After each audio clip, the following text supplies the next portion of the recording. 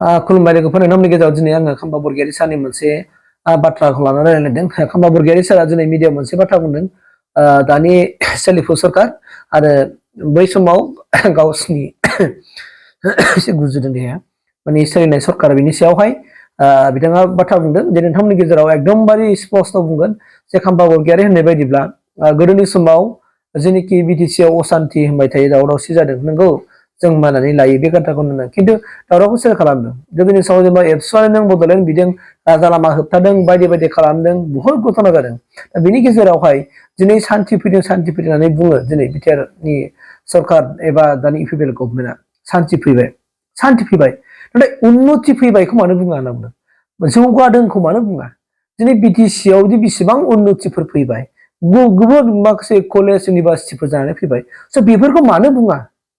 बे मोनसे बिग कुइसन खाम्बा बरगयारिनि एक्चुअलि बिथाङा मोजां कुइसन खालामदों मानि थाखाय बुङा अब्ला बै समाव सोर लाबोआमोन जे बड'लेण्ड इउनिभारसिटि जाबाय नङा होमबा मेडिकेल कलेज जाबाय इन्जिनियारिं कलेज जाबाय बिसोरखौ मानो बुङाखै बेफोरखौ सोर लाबोआ बे मोनसे बाथ्राखौ दिनै खाम्बा बरगयारिया स्पष्ट खालामनो हादों दा बिनिखाय आं रायलायगोन नोंथांमोनजों लोगोफोर इन्टारेस्टेड मानसिफोर नायनो हागोन फै आं भिडिअखौ ससे होग्रोगोन बिनि उनाव आङो जा हायो नोंथांमोनजों रायलायनोसै आरो আমি সকলোৱে ভুক্তভোগী বড় আন্দোলন হৈছিল বহুত ধৰণৰ পৰিস্থিতিৰ সৃষ্টি হৈছে কিন্তু সেই পৰিস্থিতিৰ সৃষ্টি কৰা বেক সাইডত খাৰ্টেইনৰ বাহিৰত খাৰ্টেইনৰ ভিতৰত বহুত এজেন্সি আছিলে এইটো আমি বিটিসি বাকে ধৰিবই পৰা নাই আৰু ইয়াৰ কাৰণে বহুত পৰিস্থিতি আমি সন্মুখীন হ'ব লগা হৈছে আৰু সেইটো সময়ত আপোনালোকে চাওক বাইদেউসকল এপসু আন্দোলন কৰি থাকিছিল কিয় আন্দোলন কৰিছিল এই ৰেল ৰকো হাইৱে ৰকো এই আন্দোলন কৰা এপসু আছিলে আমাৰ বিপিএফ দলৰ যি চৰকাৰ আগ্ৰামাৰ যি চৰকাৰ সেইটো পতন কৰিবৰ কাৰণে আন্দোলন কৰি থাকিছিল আৰু এটা সংগঠন আপোনালোকে জানে যে অস্ত্ৰধাৰী সংগঠন তেখেতসকলক হয়তো উচুটো নিদি পেলাই বিভিন্ন কাৰ্যকলাপ কৰিব দিছিল ইয়াৰ কাৰণে আমাৰ দিনত হয় আমিও মানুহ অশান্তি পৰিস্থিতি ৰাইজে সন্মুখীন হ'ব লগা হৈছিল আজি তেখেতসকলৰ শাসনৰ দিন গণ্ডগোল কৰা বেয়া পৰিস্থিতি কৰা মানুহবিলাকে আজি চৰকাৰ গঠন কৰিছে শাসন কৰি আছে আমি বিপিএফ দলৰ যিমান ৰাজবংশী বঙালী মুছলিম বড়ো যিমান আছে কোনেও অশান্তি পৰিস্থিতি নিবিচাৰে তেখেতসকলৰ দিনত আমি কোনো আন্দোলন কৰা নাই কোনো বেয়া পৰিস্থিতি কৰা নাই ইয়াৰ কাৰণে আজি শান্তি আছে আৰু সেই শান্তিটো হ'বই লাগিব শান্তি নহ'লে উন্নতি কাম নহয় তেখেতসকলে শান্তিৰ কথা কৈ আছে আমাৰ অৱদান আছে ইয়াত কিন্তু উন্নয়নৰ কথা কিয় নকয় আমি সেই স্কুল এটা বনাইছো এলপি স্কুল কিয় নকয় আমি এই এটা ৰাস্তা বনাইছো কিয় ক'ব নোৱাৰে আমি সেই দালাং এটা বনাইছো কিয় ক'ব নোৱাৰে এই হস্পিটাল এটা বনাইছো আমি কিয় ক'ব নোৱাৰে কি উন্নয়নমূলক কাম কৰিছে উন্নয়নৰ কথা কওক না ৰাইজে আজি উন্নয়নৰ কথাহে বিচাৰিছে আমি ইঞ্জিনিয়াৰিং কলেজ বনাইছো CIT বনাইছো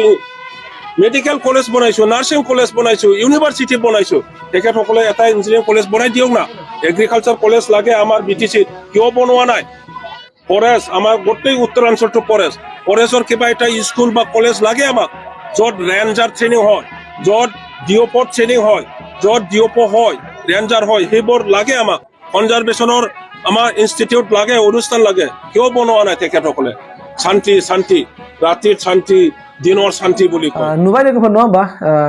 आंनि भिडिअ बानायनायनि मेन उद्देश्यआ जे बेनो जोङो डिसकासन खालामनो हायो नामा जोङो बाथ्राफोरखौ जों सारिजारि खालामनानै नायनो हायो नामा जे बाथ्राखौ दा खाम्बा बरगयारि सारा बुंदों बे नंखाय नामा नोंगौ बै समाव बिथाङाथ' मानिना लादों बिटिसि आव दावराव दावसि जादों बेखौ बिथाङा मानिना लादों नोंगौ जादों नाथाय बे समाव दावराव दावसि खालामग्रायाबो दस्रामोन इभेन बै समाव दावराव दावसि खालामग्राफ्रा दिनै सरकार खालामबाय होननानै बिथाङा बुंदों बे बाथ्रानि सायाव नोंथांमोना बेसेबां बाथ्रा बुंगोन बेसेबां सैथो बुंगोन दा बेनिखायनो बिथाङा मोनसे दुखु प्रकाश खालामदों दानि इउपिपिएल गभर्नमेन्टआ गोबां प्रतिश्रुति होदों शान्ति फैबाय होननानै बुंदों जों मानिदों शान्ति फैबाय नोंगौ फैबाय उन्नति जागोन ना जायाखै उन्नति मावगोन ना मावाखै उन्नति फैगोन ना फैयाखै बिटिसिआव जौगानाय फैगोन ना फैयाखै बे खोथाखौ होनदों बै समाव जेनाखि सिगांनि गभर्नमेन्टआ उन्नतिखौ मावगोन ना मावाखै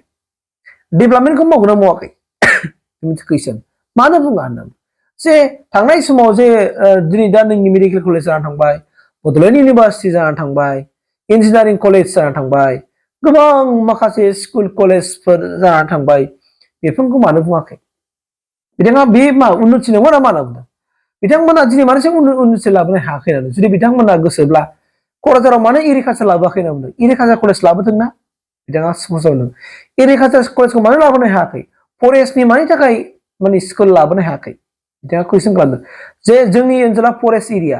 दा बेवहाय थानानैथ' मा फरायोबा जों रेन्जार जानो हायो मा फरायोबा जों डिएफअ जानो हायो बेफोरनि फरायनो हानाय स्कुल कलेजफोरखौ इउनिभार्सिटिखौ लाबोथोंना खामा बरगयारिया बुंदों सोरखौ दानि सरकार प्रमद बर'खौ बे बाथ्राया सैथोखौनो बुंदों हायोबा एग्रिकालसार कलेजखौ लाबोनांगौ आरो फरेस्टनि माने इउनिभार्सिटि बा कलेजखौ लानानै फैनांगौ जेराव फरायनानै जों रेन्जार जानो हायो डाइरेक्ट जों एसेफ डिएफअ जानो हायो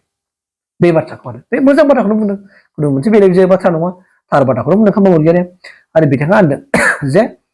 सेल्फ हेल्प ग्रुप एबा आइजोफोरखौ थाखाजों माखासे माबा खालामदों 75,000 चेक होनानै दिनै बेंकआव थाङो 25,000 फार्स्ट किस्ति हिसाबै बेंकआव थाङो फैसा गैया फैसाया हाबाखै मा गेम गेलेदों दा सोंबा बुङो जाहैबाय इलेक्सननि उनाव हाबगोन मा गेम गेलेनो नागिरदों स' बेनि थाखाय बिथाङा दुखु प्रकास खालामदों बे बाथ्रा आरो लाखावपति बायद'नि गेजेरजों बायद'फोरखौ मा हिनजाव माहारिफोरखौ लाखपति खालामनो नागिरदों नामा लाखनि फैसा बिगोमा खालामनो नागिरदों नामा दा मोनसे बिग कुइसन खालामदों आरो थ' नोंथांमोना डिफेन्ड खालामबाय नोंथांमोननि सायाव खालामबाय खिन्थु खामा बरगयारि सार मा बुंदों आं बेखौ नोंथांमोननि गेजेराव फोरमायनानै होनाय जादों नोंथांमोननि आखायाव सोनारबाय बाथ्राया सैथो आरो जेनुइनखौ नोंसोरसो बिजिरनानै नायदो थेंक इउ